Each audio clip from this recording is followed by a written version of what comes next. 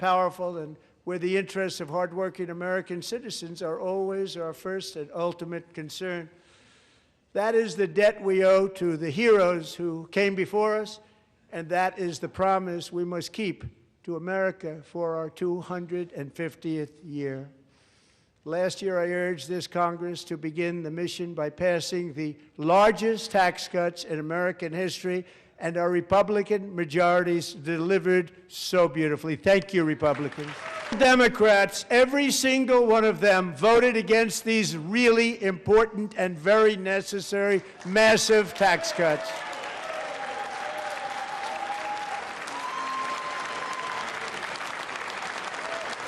They wanted large-scale tax increases to hurt the people instead.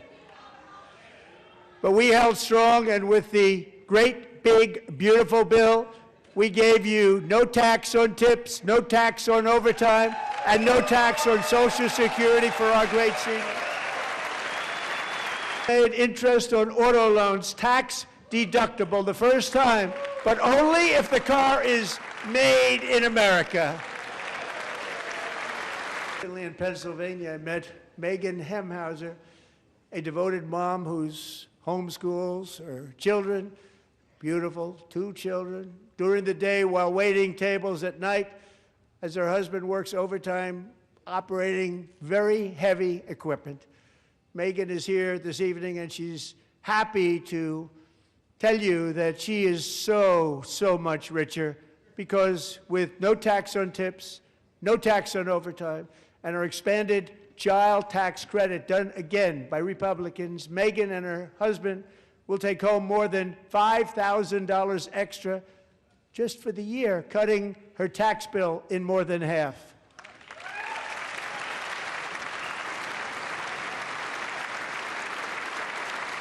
Megan, please stand up. We're fighting for you, Megan.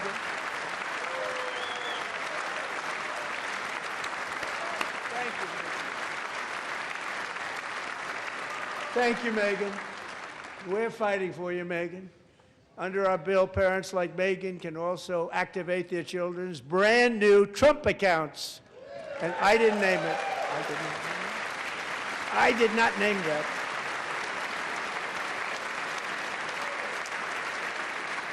Nobody believes me, but I did not name it. It was named by a very tall man sitting right there in the 3rd row. Nice man, a good man. Tax-free investment accounts for every American child. This is something that's so special and has taken off and gone through the roof. Millions will be pre-funded courtesy of the U.S. Treasury and private individuals like Michael and Susan Dell, who have donated $6.25 billion to fund the Trump accounts for 25 million American children. They're great people.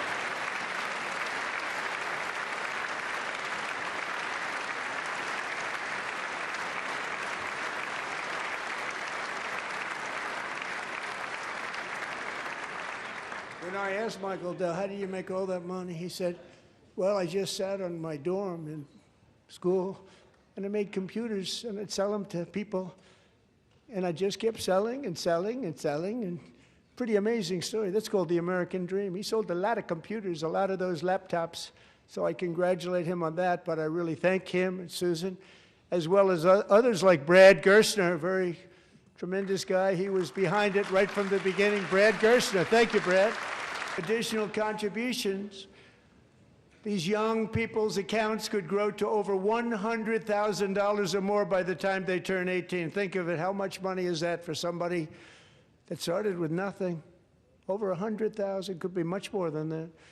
To make this investment in our children's future, go to trumpaccounts.gov, trumpaccounts.gov. And a lot of people are doing it. It's setting every record in the book. It's popular.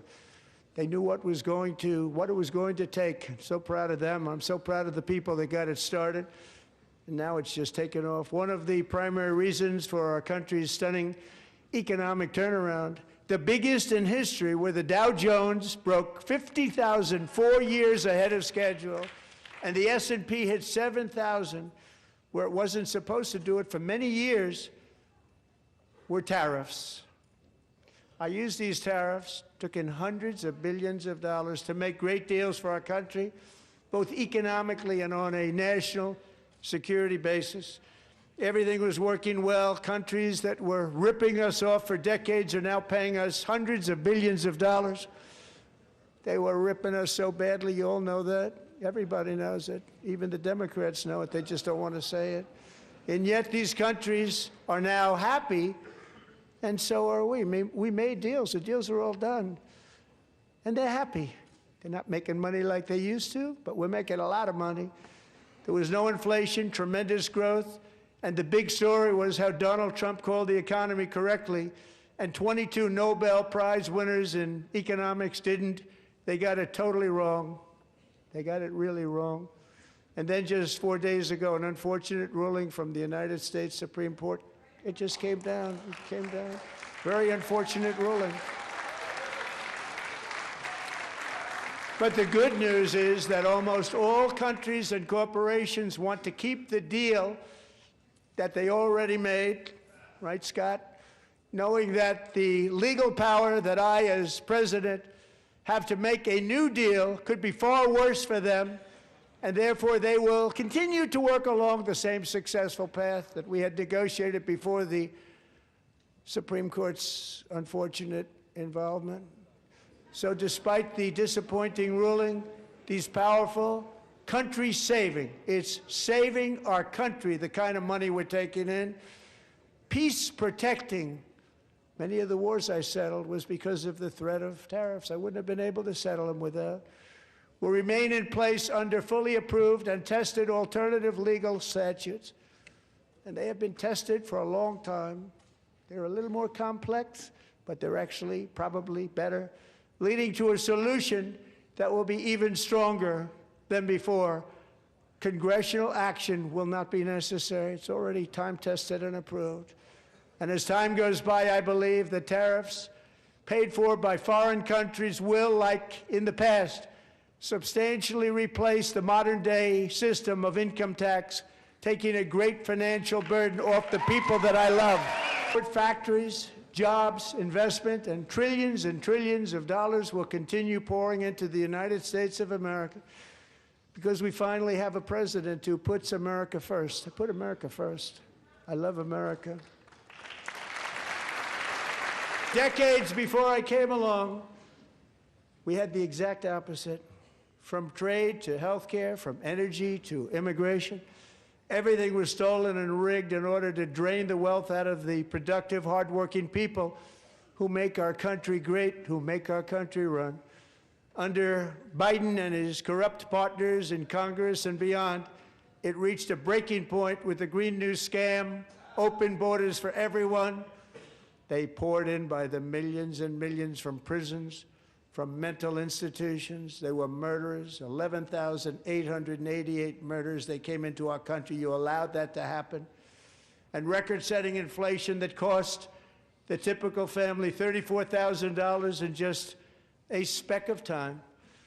Now the same people in this chamber who voted for those disasters suddenly used the word affordability, a word. They just used it. Somebody gave it to them, knowing full well that they caused and created the increased prices that all of our citizens had to endure. You caused that problem. You caused that problem.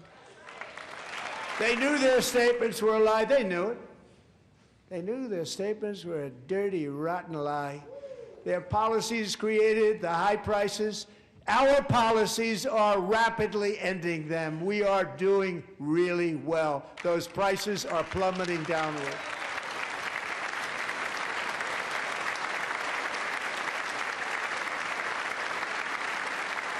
The price of eggs is down 60%, Madam Secretary, thank you.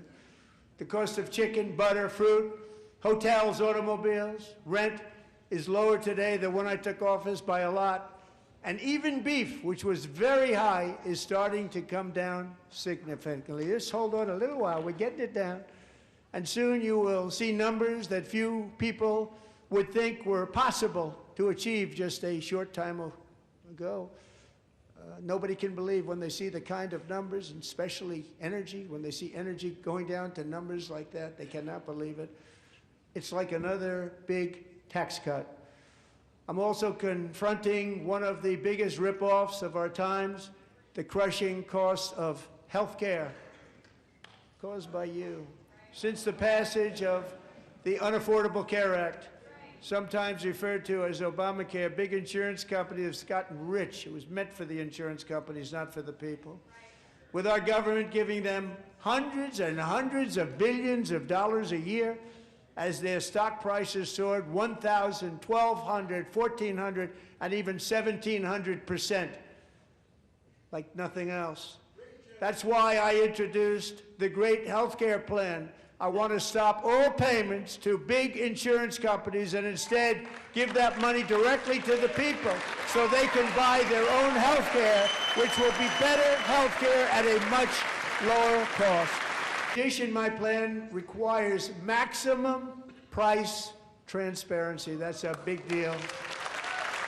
Sounds so simple, so big.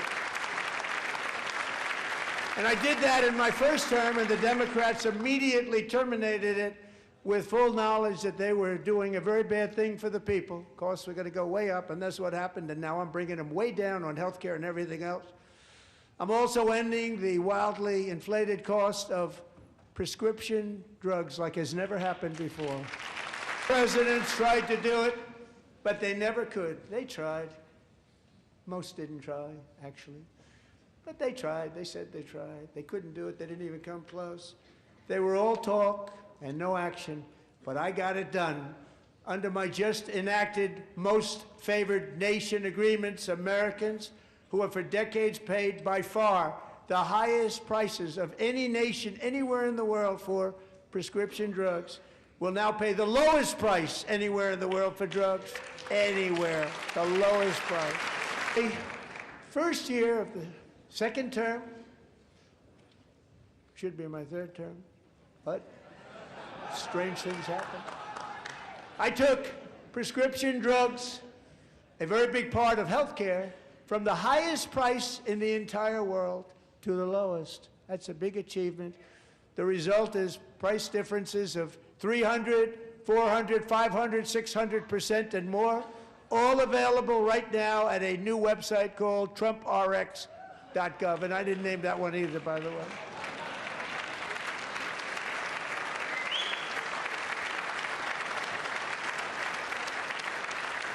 And here tonight is the very first customer ever to get that big discount, and it is big, Catherine Rayner.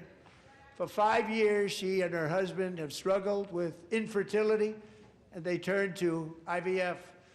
One drug has been costing Catherine $4,000 to purchase, but a few weeks ago, she logged onto the TrumpRx website and got that same drug that cost $4,000, got it for under $500, a reduction of much more, actually, than $3,500. Catherine, we are all praying for you, and you're going to be a great mom. Now I'm calling on Congress to codify my most favored nation program into law. Now, the one thing, I'm not sure it matters because it's going to be very hard for somebody that comes along after me to say, let's raise drug prices by 700 or 800%. But John and Mike, if you don't mind, codify it anyway. They may do it. Codify it anyway. Thank you. Many Americans are also concerned that energy demand from AI data centers could unfairly drive up their electric utility bills. Tonight, I'm pleased to announce that I have negotiated the new Ratepayer Protection Pledge. You know what that is? We're telling the major tech companies that they have the obligation to provide for their own power needs. They can build their own power plants as part of their factory so that no one's prices will go up. And in many cases, prices of electricity will go down for the community and very substantially down. This is a unique strategy never used in this country before. We have an old grid. It could never handle the kind of numbers, the amount of electricity that's needed. So I'm telling them they can build their own plant. They're going to produce their own electricity. It will ensure the company's ability to get electricity while at the same time lowering prices of electricity for you and could be very substantial for all of you cities and towns. You're going to see some good things happen over the next number